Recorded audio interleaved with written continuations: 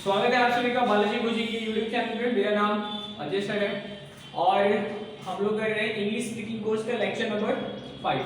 ठीक है, इससे पहले हमने 4 लेक्चर्स किए, तो आप हमारे इस यूट्यूब चैनल के जो भी हमारे वीडियोस हैं उसमें आप पहले के लेक्चर्स देख सकते हैं। ठीक है, तो देखिए हम लोग देख रहे हैं कि कैसे हम सिंपल सेंटेंसेस बना के इंग्लिश बोलना सीख सकते हैं, या हम अपने डेली लाइफ में इंग्लिश के छोटे छोटे सेंटेंस बना के एक इंग्लिश बोलने की शुरुआत कर सकते हैं। ठीक है, तो देखिए there is a simple sentence. ये एक सिंपल सेंटेंस है कि आज बारिश हो रही है, सुनील कार चला रहा है। ठीक है, अब हमारे पास पता है कि हमें there are total 12 tenses, total 12 tense होते हैं। ठीक है, और उस 12 टेंस में से ये एक टेंस है प्रेजेंट कंटिन्यूअस टेंस। ठीक है, क्यों? क्योंकि प्रेजेंट कंटिन्यूअस टेंस वो होता है जिसके लास्ट में, वाक्य के अंत में रहा है, रही है या रहे आते हैं। ठीक है, तो हम यहाँ पे देखें तो हमारे पास ये दोनों सेंटेंस जो है, दोनों सेंटेंस हमारा जो बना हुआ है, जो वाक्य है उसके लास्ट में रहा है, रही है और रहा है। ठीक है, समझ में आ गया? तो पहले तो आपने ये पता कर लिया कि ये टेंस कौन सा है, प्रेजेंट कंटिन्यूअस टेंस है।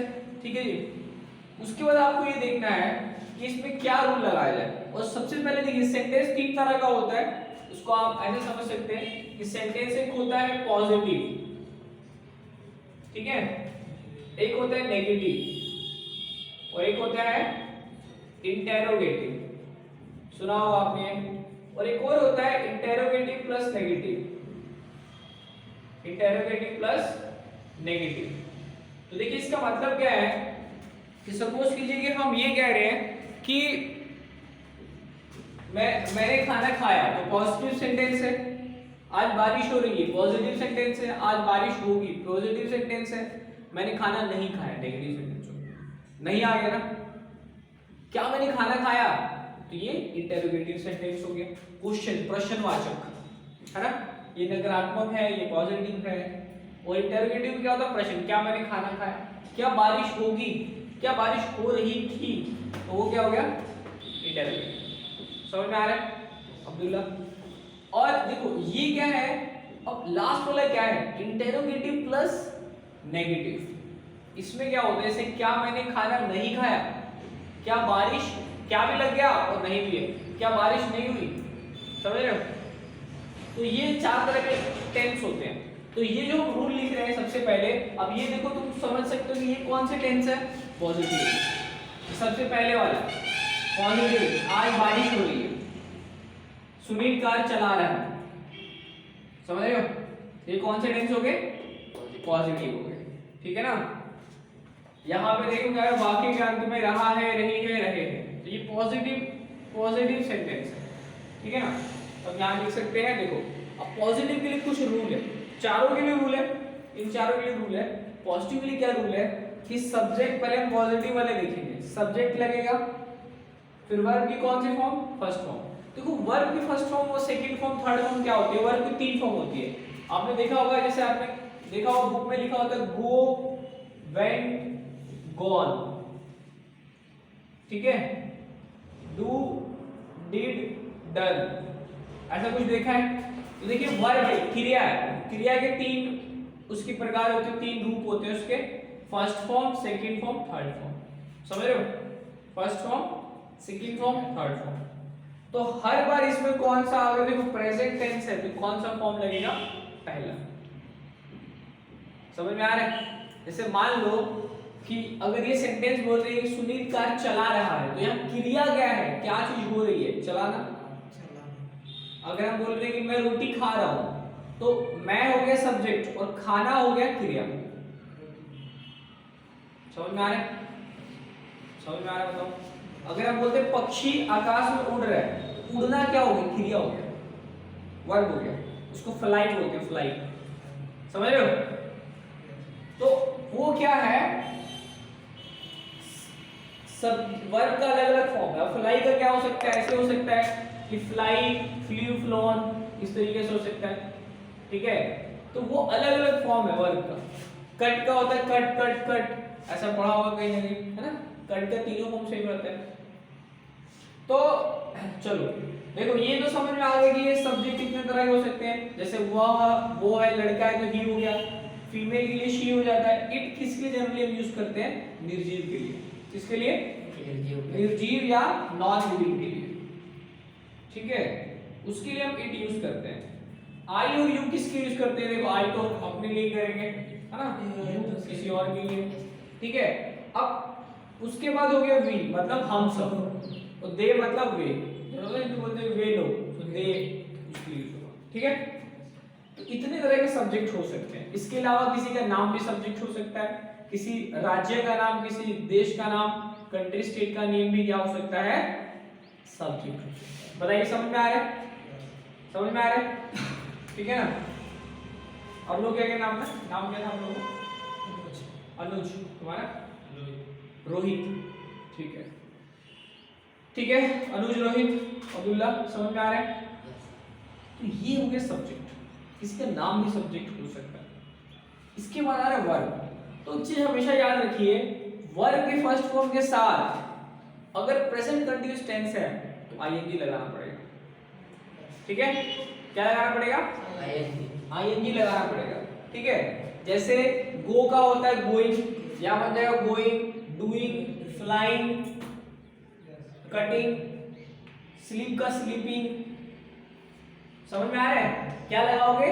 आईएनजी, आईएनजी लगाना है।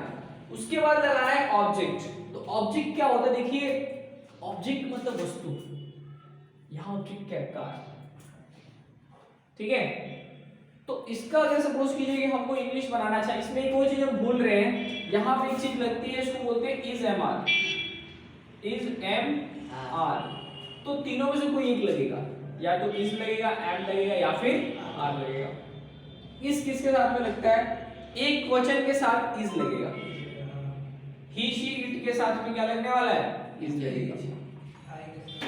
आई के साथ हमेशा एम लगता है, हमेशा इसके साथ में एम लगेगा। और जो बहुवचन है, प्लूरल फॉर्म है, उनके साथ में आर लगेगा, आर लगेगा, ठीक है।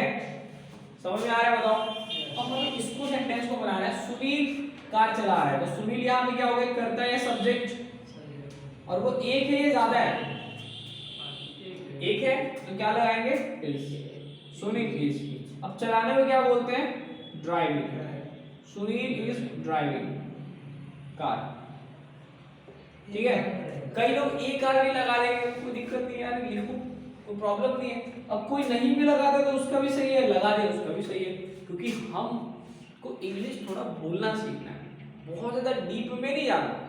आर्टिकल लगाना है, प्रेपोजिशन, एडजेक्टिव, एडवर्ब, अरे सब उतनी ज्यादा इंपॉर्टेंट चीजें नहीं है। हमको है कि बेसिक सीख के थोड़ा थोड़ा बोले कैसे।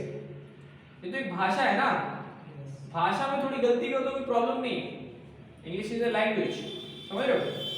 आगे जाके हमको बस इतना है, कहीं पढ़े हमको समझ में आ जाए, थोड़ा थोड़ा वर्ड बोलने लगे, तो बिना कंप्लीट ग्रामर नॉलेज के भी तुम इंग्लिश बोल सकते हो। बेसिक ग्रामर सीख, कम से कम ग्रामर सीख, क्योंकि if we will go for using all the grammar, अगर हम ये सोचेंगे कि हम सारी ग्रामर सीखें, then it will take more time to think, तभी बहुत ज्यादा समय लगेगा सोचने में, ठीक है।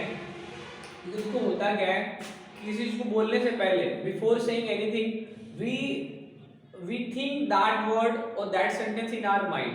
हम उस शब्द या वाक्य को अपने दिमाग में सोचते हैं, तभी तो बोलते हैं, दिमाग में कन्वर्ट करते हैं। अब मान लो दिमाग में कन्वर्ट करने बहुत टाइम लग गया, तो फिर हम धीरे बोलेंगे ना, बोल के रुक जाएंगे। तो ये सब कैसे होना चाहिए? फास्ट होना चाहिए। This thing should be fast, ठीक है। तो ये क्या हो गया आपका? Sunil is driving a car, खत्म। अब ये देखिए, ये भी सेंटेंस है, आज बारिश हुई है। अब यहाँ पे सब्जेक्ट कौन है? ना कोई नाम है, ना आदमी है, ना कुछ है, आज लिखा है। तो इसको हम क्या कर सकते हैं, कोई स्टूडेंट या कोई व्यक्ति इसको ऐसे बोल सकता है, it is raining today, it is raining today. समझ रहे हो? सही है। तो जैसे होता है ना, मैंने इट बोला, कोई निर्जीव है या पानी के लिए किसी बिंदु आप कुछ किए तो आप क्या लगा दीजिए? It is raining today. अब मान लो कोई व्यक्ति है, वो कह रहा है कि भाई मैं इट नहीं लगाऊंगा, वो कह रहा है मैं ऐसे लिखना चाहता हूँ, टुडे इज रेनिंग। तो तो सही है, ये भी सही है, क्या दिक्कत है? अरे हम स्पोकन सीख रहे हैं ना, इंग्लिश स्पीकिंग सीख रहे हैं, हमको इंग्लिश का पेपर नहीं दे रहे कि वहां हमारा ग्रामर चेक हो रहा है, हमें तो बोलना सीखना है। आगे पीछे लगाओ। अगर तुम किसी को बोलते हो कि मुझे एक गिलास, हिंदी में अगर मान लो सेंटेंस बोलना है कि मुझे एक गिलास पानी दो, अब इसकी जगह तुम बोल दो, पहले तुमने मुझे बोला, वो बोला कि मुझे एक गिलास पानी दो, अब इसकी जगह तुम बोलोगे कि पानी देना एक गिलास मुझे, पहले वाली चीज बाद में बोल लो, बाद वाली चीज पहले बोल लो, तो कोई फर्क पड़ता है? सामने तुमको पानी देगा, समझ में आ रहा है? हमें तो तुमको बोलना है ताकि सामने वाले को समझ में आ जाए, बस खत्म। और सामने वाला कहीं भी अगर इंग्लिश पढ़ रहे हो, समझ रहे हो, तो वो ये तुमको बैठ के इंतजार नहीं कर रहा है कि तुम सही इंग्लिश बोल रहे हो गलत, उसको तो बस तुम जो बोलो समझ में आ जाए, समझ गए? तो वही एक उदाहरण है, अगर हमें किसी से पानी मांगना है तो उसको बोलते हैं, या खाना मांगना है तो बोलते हैं कि हमें मुझे एक रोटी देना, या हम बोलते हैं कि रोटी देना मुझे, बात तो एक ही है, समझ में तो आ गया? हाँ, ग्रामर वाइज थोड़ा गलती है, और मैं शुरू से ही बोल रहा हूँ कि आपको थोड़ा ग्रामर में गलती करना पड़ेगा, थोड़ी उस मिस्टेक के बारे में चिंता नहीं करना है कि आप अगर इंग्लिश बोलना चाहते हो, अगर ये सोचोगे नहीं हम तो एकदम 100% सही ग्रामर यूज करेंगे, इंग्लिश बोलेंगे, तो वो ग्रामर लिख लोगे, इंग्लिश बोल नहीं पाओगे, कभी फिर भूल जाओगे, फिर इंग्लिश अच्छी बोलने वाले, ठीक है? अगर मुझे इंग्लिश बोलना हो तो मैं पूरा दिन ही इंग्लिश बोलता रह जाऊंगा, हिंदी का एक शब्द नहीं यूज करूंगा। अब मेरे को सारी ग्रामर नहीं आती क्योंकि मैंने बाहर वाले बच्चों को पढ़ाया और फॉरेन वाले बच्चों को लगातार 3 घंटे क्लास लेता था पहले, अब तो एक कम कर दिया मैंने। तो पहले 3 घंटे लगातार पढ़ाया विदेशी को, अमेरिका के बच्चों को लगातार 3 घंटे क्लास। अब उन लोगों को हिंदी बोले समझ में थोड़ी आएगा, इंग्लिश में बोलना पड़ेगा। So I was speaking at there and they were able to understand very easily, और वो लोग समझ पाना उनके लिए बहुत आसान था, बड़े सारे समझते थे। तो even they those people, American students were making mistake in grammar, जो अमेरिका के बच्चे वो लोग भी ग्रामर में बहुत गलती करते हैं, बहुत ज्यादा। तो कोई फर्क नहीं पड़ता उससे, मुझे समझ में आ जाता था, मैं बोल रहा हूँ और कहीं में थोड़ी मिस्टेक हो उनको समझ में आ जाएगा, क्योंकि मेन चीज है कि कॉन्फिडेंस के साथ बोलोगे और बेसिक ग्रामर तो यूज करना ही पड़ेगा, तो सामने वाले को समझ में आएगा। हाँ, तो इंग्लिश एक ऐसी लैंग्वेज है कि सब लोग पढ़ रहे हैं, बहुत सारे लोगों को बहुत कुछ पता भी होता है, बट उनको कॉन्फिडेंस नहीं आ पाता। तो कॉन्फिडेंस रखिए कि हाँ हमें बोलना है, गलत बोले शुरू में धीरे धीरे गलत बोलोगे फिर सही भी सीखते चले जाओगे। तो पहले स्टार्ट जरूरी गलत भी बोलो, ठीक है? ये नहीं कि सोचो अगर पूरा सीख लेंगे तभी बोलेंगे, तो ऐसा नहीं करना है। तो इस चीज़ को आप नोट कर सकते हैं, मैं इसको इरेज कर लेता हूँ, ठीक है? आप लोग मतलब नोट तो कीजिए, वीडियो बाद में घर जाकर देख के ना वहाँ से नोट कर लेना, ठीक है? तो नोट करना जरूरी है। अब इसको भी इरेज कर रहे हो, जो लोग भी हमारे यूट्यूब पर देख रहे हैं वो लोग आप पॉज करके नोट कर सकते हैं, तो इसको इरेज कर देते हैं। कुछ पूछना है पूछ सकते हो।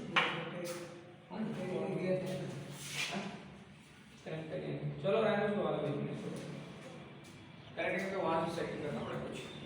चलो ठीक है, इसके आगे हम लोग देखते हैं कुछ और सेंटेंस किस तरीके से इसमें और क्या क्या हो सकता है, ठीक है? और कुछ हम लोग प्रेजेंट कंटिन्यूअस के टेंस बनाएंगे और वहां से देखते हैं कि देखिए वोकैबुलरी काफी इंपॉर्टेंट है। जैसे कि हम लोग देख रहे हैं क्या वर्ड मीनिंग, उसी को हम लोग बोलते हैं वोकैबुलरी, समझ रहे हैं? बताइए अरुण, रोहित, समझ में आ रहा है? वोकैबुलरी बहुत इंपॉर्टेंट है, ठीक है? कुछ पूछना चाहते हैं पूछ सकते हैं। तो वर्ड मीनिंग अब डेली बेसिस पे कम से कम 20 वर्ड मीनिंग आप याद कीजिए, ठीक है? डेली बेसिस पे learn at least 20 word meaning daily. वो आप डिक्शनरी से याद कर सकते हैं, इंटरनेट से याद कर सकते हैं, ठीक है? तो डेली आपको कितना वर्ड मीनिंग याद करना पड़ेगा? कम से कम 20, ठीक है? तो एक महीने में आप 500-600 वर्ड याद कर लो, बहुत। साल भर में 7000 वर्ड बहुत होता है, ठीक है? तो चलिए कुछ और सेंटेंस देखते हैं हम लोग प्रेजेंट कंटिन्यूअस का। जैसे मान लीजिए कि हम ये कह देंगे, ठीक है, तो कुछ भी ऐसे कुछ नहीं कि कोई किताब है, अरे किताब है और हमको वहां से देख के सेंटेंस बना देना है कि राम स्कूल जाता है, घनश्याम मंदिर जाता है, ऐसा सेंटेंस नहीं बनाना।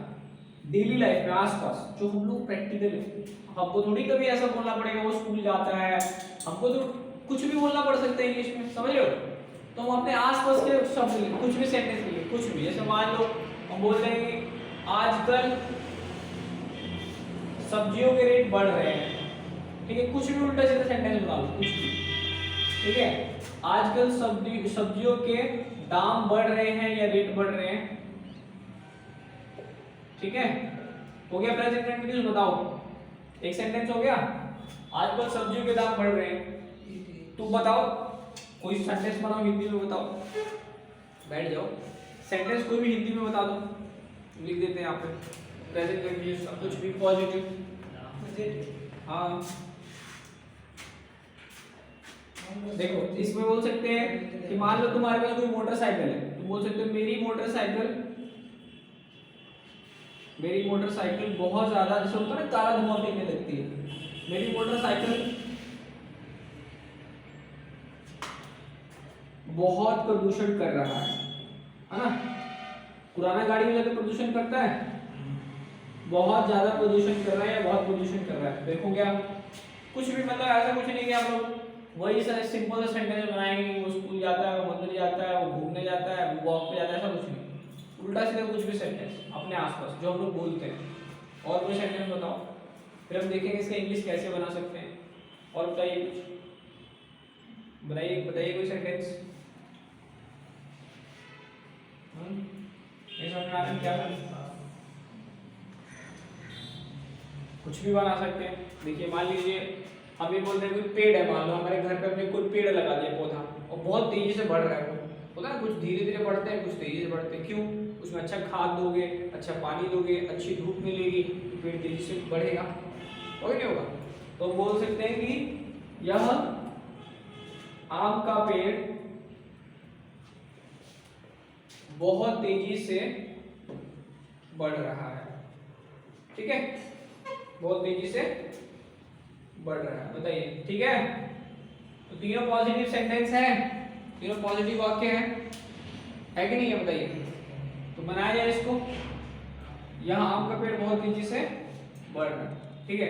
अब देखिए सब्जियों के दाम बढ़ रहे हैं, अब सब्जी मतलब क्या होता है? वेजिटेबल, सबका देखिए वर्ड लिख लीजिए आप, सब्जी का मतलब क्या होता है? वेजिटेबल या वेजिटेबल्स। दाम का मतलब रेट, रेट भी कह सकते हो या फिर प्राइस भी कह सकते हो, दाम, रेट या फिर प्राइस, ठीक है। बढ़ने को क्या बोलते हैं बताइए? इंक्रीज। क्या बोलिए, क्या बोलना है? इंक्रीज, ठीक है। तो लिख सकते हैं आप price of vegetable, price of, rate भी लिखा जा सकता है, ठीक है, प्राइस ऑफ वेजिटेबल या वेजिटेबल्स इज इंक्रीजिंग। क्या हो रहा है? इंक्रीज हो रहा है, ठीक है। Price of vegetables is increasing. अब इसके बजाय आपको एक वर्ड लगाना है यहाँ पे, क्या? नाउडेज। नाउडेज किस लिए? आजकल, ठीक है। तो आजकल का क्या हो गया? नाउडेज। तो यहाँ पे बड़ी इंपॉर्टेंट चीज देखो देखने वाली क्या है कि हिंदी में जो शब्द आगे होता है, हिंदी में जो शब्द आगे होता है, इंग्लिश में वो कहाँ चला जाता है? पीछे। बहुत इंपॉर्टेंट चीज है, ठीक है। इसका मतलब ऐसे भी कह सकते हैं जो इंग्लिश में पीछे होता है वो हिंदी में आगे आ जाता है, ठीक है। अब देखिए यहाँ पे कार जो हमने एक सेंटेंस लिखा था, वहां कार आगे था, करता के बाद इंग्लिश में कहाँ चलेगा? पीछे, ठीक है। तो हो गया आपका price of vegetable is increasing nowadays. बताइए समझ में आ रहा है? Price of vegetable is increasing nowadays. अब अगर कोई बच्चा मान लो ऐसे बोलता, ऐसे बनाता कि वेजिटेबल्स एज या vegetables prices are increasing, vegetable prices are increasing, और उसके बाद फिर नाउडेज लिख देता, तो वो भी सही था, वो भी सही था। प्राइस से कोई रेट बोल देता, वो भी सही था। तो आप थोड़ा थोड़ा मतलब अलग कर सकते हो। मैं ये नहीं कह रहा हूँ कि जो मैंने लिख दिया ये सबसे बेस्ट है। देखो हमें तो कोई भी आसान रास्ता चुनना है जिससे हम बोले और हम अपने विचार को व्यक्त कर दें, व्यक्त कर पाए, समझा पाए किसी को, समझ में आ रहा है? तो हमें कैसी इंग्लिश बोलनी है? बिल्कुल सिंपल इंग्लिश बोलनी है और इजी इंग्लिश बोलनी है, ठीक है? कैसी इंग्लिश बोलनी है? सिंपल और इजी, मुश्किल नहीं बोलना है, ठीक है? तो यहाँ अब इस किस चीज का उपयोग हुआ? आपका वर्ड पावर का, वर्ड मीनिंग का, ठीक है ना?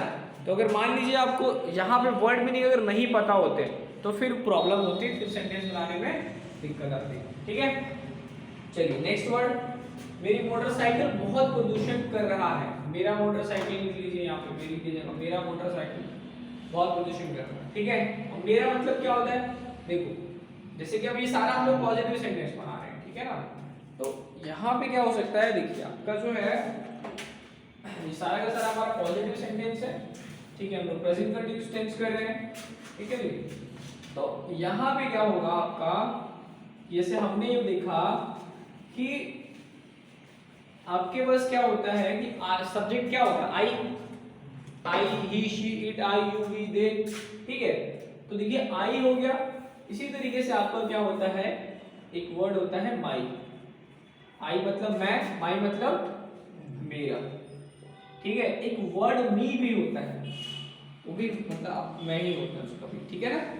जैसे मतलब सुना होगा आपने वर्ड प्लीज हेल्प मी, तो प्लीज मतलब कृपया, हेल्प मतलब मदद, और मी मतलब मेरी हेल्प, मदद करे, ठीक है? तो माई भी हो सकता है, मेरा या मेरी, और मी भी हो सकता है, तो यहाँ पे माई लिखेंगे, ठीक है? तो मेरा मोटरसाइकिल मतलब माई मोटरसाइकिल। अब इसकी जगह पे कोई बाइक भी बोल सकता है, ठीक है? तो तुम्हारी मर्जी है, क्या बोल सकते हो?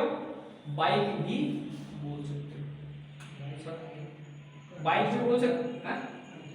हाँ, प्रदूषण का पॉल्यूशन, प्रदूषण का पॉल्यूशन क्या सकता है?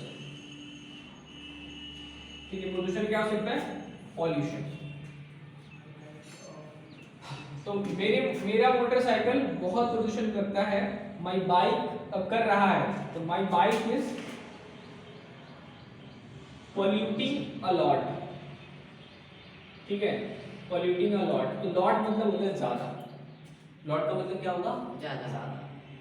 और पॉल्यूशन होता है, पॉल्यूटिंग लिख दो, कर रहा है ना, पॉल्यूशन कर रहा है। My bike is polluting a lot, polluting a lot. अब इसकी जगह जो कोई कुछ और सेंटेंस भी बन सकता है, कैसे? अलॉट के सर बहुत का लिखे हैं।